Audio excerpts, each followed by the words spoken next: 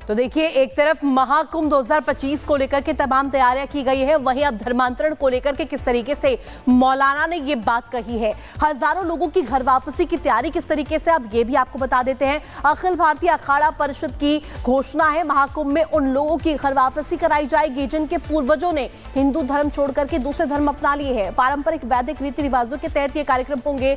यम नियम पंचगव्य राजसी स्नान कर घर वापसी करवाई जाएगी।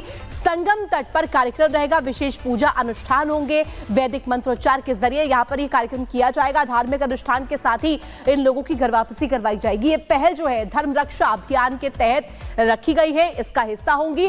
कार्यक्रम में बड़ी संख्या में संत और महात्मा भी शामिल होंगे। यानी कि देखिए, जिस तरीके से महाकुंभ अपने आप में विहंगम है और इस बीच यहां पर धर्मांतरण को लेकर के जिस तरीके से राग अलापा है मौलाना ने, इसके बाद किस तरीके से सियासत होगी ये तो देखने वाली बात होगी। अगली खबर के लिए रुख करते हैं पुनीता का।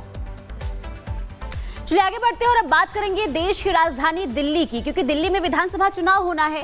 उससे पहले जबरदस्त तरीके से पोस्टर वॉर का जो सिलसिला है वो देखने को मिल रहा है। लेकिन पोस्टर वॉर के बीच अब उस नारों की गूंज सुनाई दे रही है दिल्ली में, जिसने बीजेपी को ऐतिहासिक जीत दिलाई है। जीत मिली हरियाणा में, जीत मिली महाराष्ट्र में। अब वही नारे एक बार फिर से दिल्ली में सुनाई दे रहे हैं और इस नारे को लेकर किस तरीके से अब सियासत भी देखने को मिल रही है, रिपोर्ट के जरिए देखिए।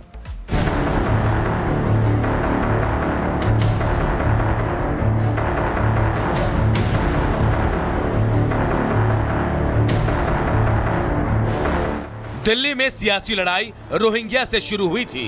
घुसपैठ के मुद्दे पर दोनों ओर से जमकर बयानबाजी हुई, लेकिन अब बीजेपी ने आम आदमी पार्टी को घेरने के लिए एक और नारा दे दिया है।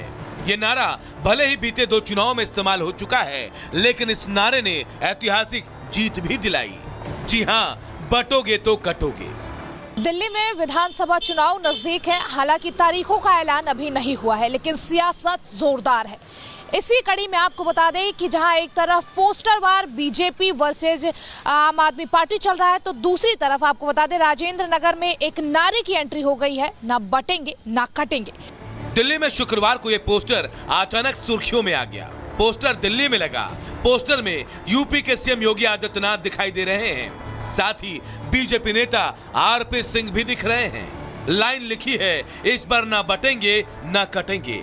मतलब तय हो चुका है, दिल्ली में भी ना बटेंगे ना कटेंगे और बीजेपी इसी स्लोगन पर पूरा चुनाव लड़ेगी।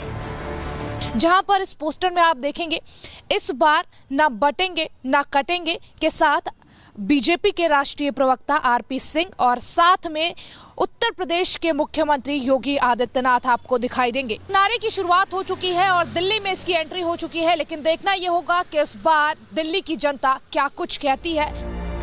पहले हरियाणा विधानसभा चुनाव, फिर महाराष्ट्र विधानसभा में नारे की गूंज सुनाई दी। नारा हिट हुआ और नतीजा ये हुआ कि एनडीए ने न सिर्फ जीत हासिल की, बल्कि बम्पर जीत के साथ सरकार भी बनाई। अब वैसी ही जमीन दिल्ली में भी तैयार होने लगी है। चुनाव की तारीखों का ऐलान तो नहीं हुआ है, लेकिन बीजेपी ने साफ कर दिया है, दिल्ली में भी वही लाइन आगे बढ़ाएगी, न बटेंगे न कटेंगे। यूपी के सीएम योगी आदित्यनाथ की इन 2 लाइनों के साथ पीएम मोदी ने एक रहेंगे सेफ रहेंगे वाला फॉर्मूला दिया।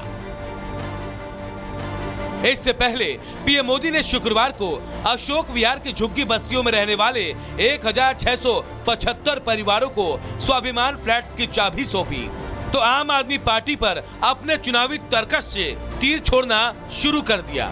सबसे पहले तीर था शीश महल। जिस शीश महल को लेकर अरविंद केजरीवाल पर कई आरोप लगे, उस पर मोदी ने बिना नाम लिए हमला बोला। मोदी ने कभी अपने लिए घर नहीं बनाया, लेकिन बीते 10 वर्षों में 4 करोड़ से अधिक गरीबों के घर उनका सपना पूरा किया है। मैं भी कोई शीश महल बना सकता था। सवाल दिल्ली का है, मौसम चुनावी है, लड़ाई जीतने की है और पीएम मोदी ने साफ कर दिया है कि दिल्ली को आपदा से आजाद कराएंगे। राष्ट्र का निर्माण हो, इसलिए आपदा को हटाना और बीजेपी को लाना है। महाराष्ट्र और हरियाणा से अलग दिल्ली के चुनाव में कई और चीजें भी मायने रखेंगे। ऐसे में यह फॉर्मूला कितना सही बैठता है, ये देखना होगा। Bureau report, Republic Bharat. और चलिए बढ़ेंगे आगे और अब बात करेंगे चालबाज चीन की, जो कि एक बार फिर से एक नई चालबाजी के साथ सामने आने वाला है। आपको बता दें कि भारत और चीन के बीच जो LAC का मामला है वो सुलझ ही रहा था, और इस बीच एक बार फिर से पुनीता देखिए, चीनी सरकार का जो लालची रवैया है, जो लालच है, वो उसने एक बार फिर से दिखा दिया है। बिल्कुल, लालची रवैया एक बार फिर से सामने आया है। दरअसल चीन ने अब लद्दाख के कई इलाकों पर अपना दावा ठोक दिया है। हालांकि अब इसे लेकर विदेश मंत्रालय ने कड़ी फटकार भी चीन को लगाई है, लेकिन आखिर चीन क्या हिमाकत कर रहा है? क्या कौन से ऐसे इलाके हैं लद्दाख की जिसे लेकर वो दावा ठोकता हुआ नजर आ रहा है? आपको रिपोर्ट के जरिए दिखाते हैं।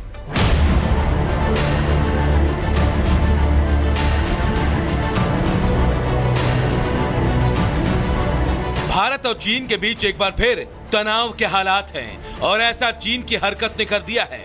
भारत और चीन पहले ही LAC पर अपने विवाद को सुलझाने की कोशिश कर रहे थे, लेकिन एक बार फिर चीन ने ऐसा कदम उठाया कि मामला बिगड़ सकता है, क्योंकि लद्दाख के कुछ हिस्सों को चीन ने अपना बताते हुए जो कदम उठाया है, उस पर विदेश मंत्रालय ने कड़ी फटकार लगाई है।